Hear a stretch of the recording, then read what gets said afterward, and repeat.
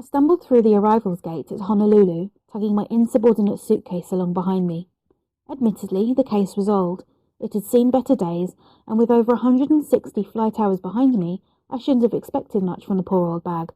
But, despite the wheels being fine just this morning, it struggled to roll, which meant I struggled to walk. If I had to guess, I would say it had given up. Just as the thought sprung to mind, it stopped rolling altogether, gripped the polished floor, and held on for all it was worth. I gave it a subtle tug, hoping no one noticed me violently coercing my baggage into submission. It still didn't budge. I stilled, circled the bag, and lifted it quickly. It came away from the floor with ease, but the ugly blue case was far too heavy for me to carry out of the airport, so I was forced to put it back down and try to pull it again. I yanked.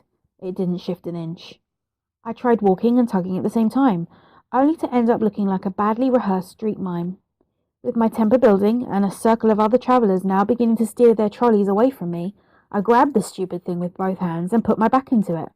With one almighty tug, the suitcase became unstuck. And so did the zipper.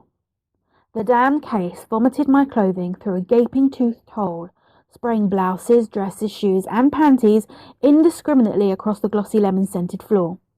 I wanted to hide from the shame, but there was nowhere to vanish amidst the bustle of tourists, all of whom moved away from me like ripples on a lake.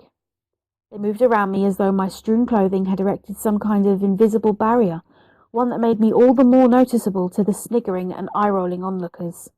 No one stopped to help.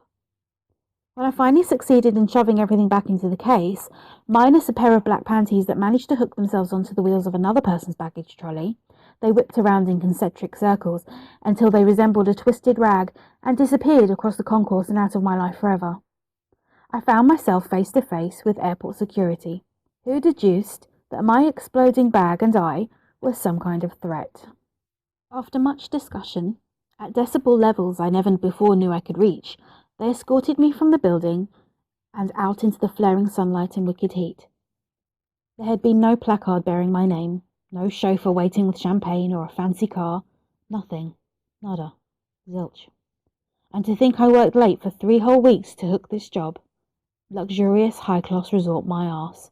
If the Tiananmen resort was supposed to be so goddamn great, why in the name of the little hairy coconuts was I now heaving my overstuffed and broken suitcase up a too steep hill in the middle of nowhere?